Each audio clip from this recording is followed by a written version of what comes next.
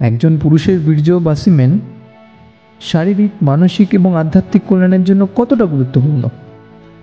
বীর্য অপচয় করলে কি আধ্যাত্মিক অধঃপতন হয়? দেখুন, আপনি তো জানেনই আপনার শরীরের জন্মই হয়েছে বীর্য থেকেই। সে আপনি পুরুষ হন বা মহিলা, আপনি জন্ম নিতে পেরেছেন কারণ বীর্যই 50% উপকরণ ছিল বলেই, ঠিক? দেখুন, আমাদের চামড়াও রয়েছে, এপিথেলিয়াল কোষ আছে, আমাদের চুল আছে, আমাদের শরীরের আরো নানান সব অংশ রয়েছে, যেমন হৃৎপিণ্ড, লিভার, কিডনি ইত্যাদি কত কি।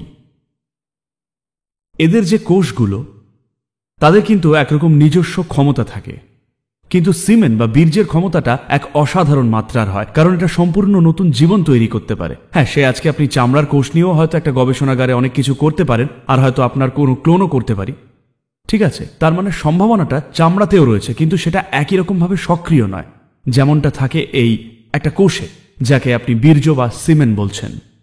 তো যোগের পরম্পরায় একে বীর্যই বলা হয়।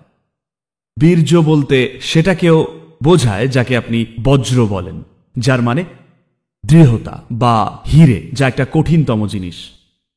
তাই মানুষের শরীরে বীর্যকে বজ্রের সমান ধরা হয়। তার মানে এটা সবচেয়ে শক্তিশালী জিনিসগুলোর মধ্যে একটা, যদি জানেন কি করে ব্যবহার করতে হয়। তো কি করে ব্যবহার করবেন? মানে আপনি সন্তান জন্ম দিতেই ব্যবহার করতে পারেন, এটা একটা ব্যবহার। দেখুন, আপনার মনে এই প্রশ্নটা আসছে কারণ আপনি এটাকে ব্যবহার করছেন জেএনইউর বিছানার চাদরে ফেলতে, ঠিক আছে? আপনি সে কাজেই এটা ব্যবহার করলে সেটা আপনার কম্পালশন বা প্রবণতাবশত যা করার তাই করছেন। দেখুন, এটা নৈতিকতা দিয়ে বিচার করার বিষয় নয়, সেটা লক্ষ্য নয়। প্রশ্নটা হলো একজনের কোন স্তরের অদম্য তাড়না রয়েছে সেটার। কিন্তু এই শরীরের সবকিছুকেই রূপান্তরিত করে কি সেটাকে ভিন্ন স্তরে নিয়ে যাওয়া সম্ভব? অবশ্যই। কেবল শুধু বীর্যই নয়, এই শরীরের সবকিছুকেই রূপান্তরিত করা সম্ভব। দেখুন, ধরুন আমি আপনাদের সবাইকে স্যুপ রান্না করার উপকরণ দিলাম, একই স্যুপ রান্না করার উপকরণ প্রত্যেককে দিলাম। আপনার কি বিশ্বাস আপনারা সবাই ঠিক একই স্যুপ বানাবেন?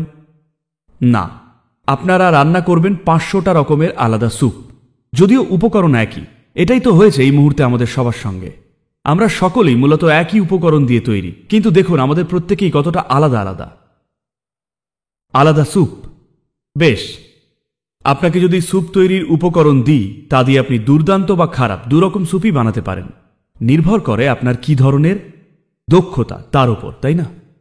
তো এটা সব ক্ষেত্রেই খাটে, শুধুমাত্র বীর্যের ক্ষেত্রেই নয়। আপনার শরীর ও মনের প্রত্যেকটা মাত্রাকেই আপনি রূপান্তরিত করতে পারেন এক অসাধারণ কিছুতে, অথবা মাঝারি মানের কিছুতে, অথবা একটা ভীষণ গুরুতর সমস্যায়। জীবনের প্রতিটা ক্ষেত্রেই তাই। আর কথাটা এই বীর্যের ক্ষেত্রেও সত্যি। দেখুন, লোকেরা এটার আক্ষরিক অনুবাদ করছেন, কিন্তু আপনি যদি এক প্রকার ধরুন একটা এপিথেলিয়াল কোষ তৈরি করতে চান, শরীর সেটা তৈরি করতে কতটা শক্তি ব্যয় করে।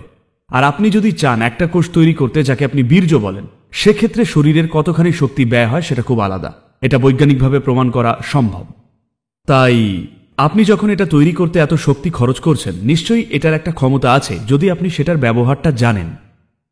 কিন্তু আপনার কি সেই ব্যবহার শেখার যোগ্যতা আছে? সেটা শেখার ক্ষমতা আছে? আপনার কাছে কি তার জন্য প্রয়োজনীয় সেই সাধনার গাইডেন্স আছে? সেটা একটা বড় প্রশ্ন।